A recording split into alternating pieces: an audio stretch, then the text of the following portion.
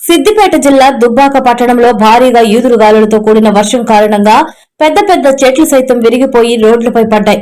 భారీగా వీసిన గాలితో కూడిన వర్షాన్ని చూసి ప్రజలు భయభ్రాంతులకు గురయ్యారు.